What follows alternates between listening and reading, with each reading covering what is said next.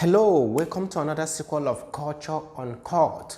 So today our topic of discussion is interracial relationship. So let's get started.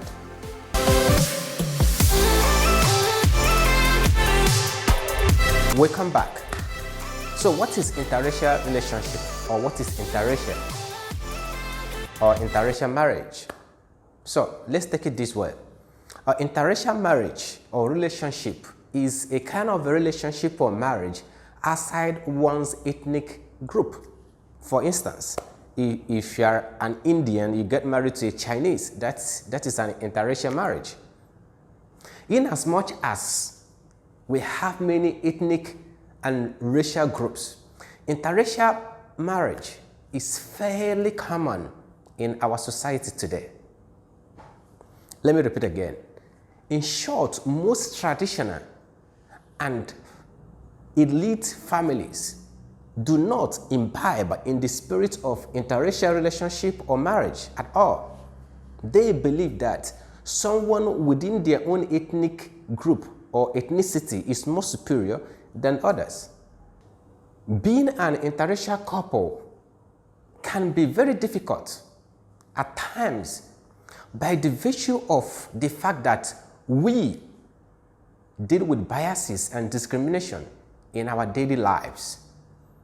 In short, statistics has shows that the length or the level of interracial relationship or marriage in our society today has increased tremendously compared to 50 years ago. But judging by where we are today, we should be grateful that a lot of things has changed to the extent that we can intercouple or even intermarry with a different ethnicity or a different ethnic group. So, because of this, I was able to interview a few of my friends, and this happened to be their comments. Check it out. So, do you believe in interracial marriage? Yeah, if that's where I find love, yeah. So, do you think it's like supported nowadays, or is it less likely to happen? I think mostly people are open to it now. So, is it predominant in your culture? We can say like 50-50. It's still not really common in my religion. Okay. But still, there are some people who are very open to it and very, how to say, supportive if there is any interracial marriage. I mean, you can marry someone from a different culture. I can learn about your culture. Doesn't mean I'm going to convert to your culture, but I'm definitely going to learn about your culture, how things are done in your culture. Because if I get married to someone from a different culture right now, of course I want to know how things are being done there so that I can understand. Because when you're with someone from a different culture, what they do and what you do are two different things. It could, if you don't understand, you could create some kind of confusion whereby both of you quarrels, unnecessary quarrels. And that's the fact that you take your time to understand this other person's culture. You should be able to apply it to faiths too. I should be able to open up my mind and understand your faiths. How about interreligious marriage as well? I do not mind, so I don't care. Whatever religion, just respect my religion. I respect yours, you respect mine. It's that simple. I can give you your space, you give me my space. I mean, sometimes I just feel like this religion, we just all worship the same God in different ways, because it's very funny how we have one devil and same devil and different God. It has never made sense to me before anyways, but yeah, religion is not a barrier for me. My parents, my mom is a Christian, my dad is a Muslim, so maybe that's a factor in my life, maybe. But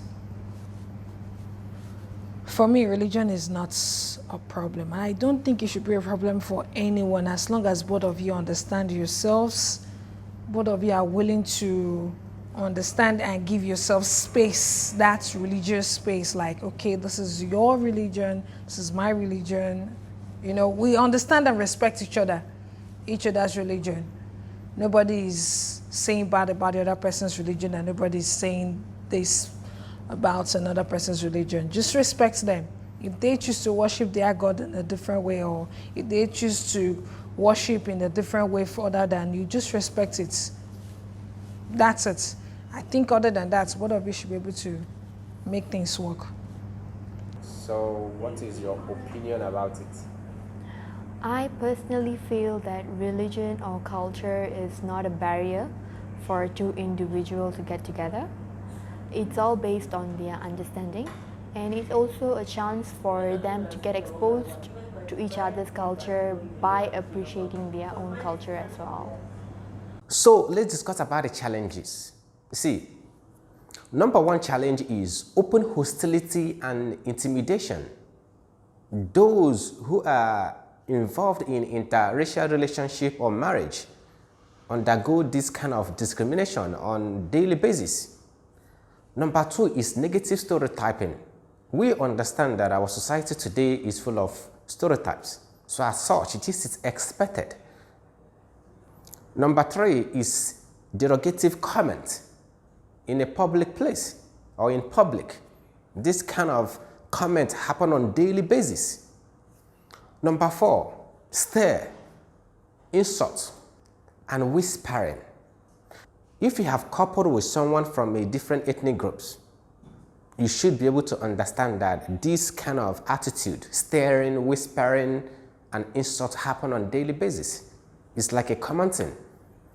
Number five is negative comment online or on social media. These happen on daily basis. People will see your picture with someone from a different ethnicity. The person might be your wife, your girlfriend, or your boyfriend, or your husband, and all they will do, rather than giving you a compliment or congratulatory message, they will write meaningful and helpful things about you. Number six is sense of isolation. Due to the aforementioned, people who involve in interracial relationship or marriage sometimes feel isolated because most of the time their friends will either isolate from them or totally cut contact. Number seven is rejection from family or friends. Most times, if you get married to a colored person or a white person, your family may not be in support, or even your friends. That can result in a lot of things in these days. This is happening in this 21st century. Not decades ago, not even 2 decades ago, still happening today. So for most of us who couple with people from different ethnicity, yeah, it has been a challenge, and it is still a challenge. So as long as you love someone, you can be able to overcome it. Number eight, lost contact with friends and family members. Sometimes your family can even inherit you simply because you fall in love with someone outside your ethnicity. What a life. Yeah, what a life. Love does not have any boundary. Our parents do preach that on a daily basis. Our friends, colleagues preach that. But when it comes to practical, no one wants to accept you. No one wants to acknowledge that love does not care about where you come from.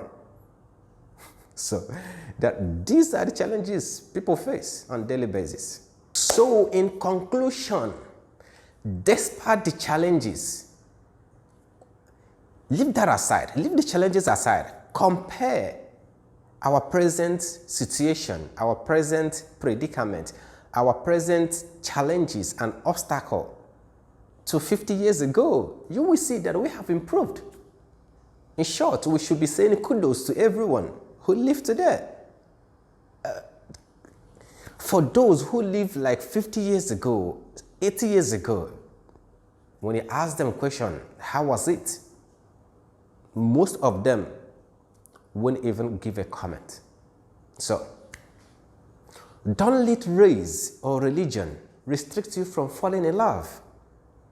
If you allow race, if you allow religion, restrict you from falling in love with someone you care about, someone who cares about you, someone who understands you,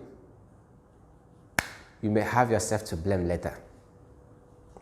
Love does not care about your ethnicity, about your religion, about your political status. Love is like a wind. It comes when it comes. So please, please, love is a beautiful thing. Yes, it is so beautiful for those who have fallen in love. They will attest to that. Love is a beautiful thing. Please enjoy it, cherish it, and don't forget to hold it firmly because it belongs to you. If you fail to hold down your love, if you forget to, or you ignore cherishing your love,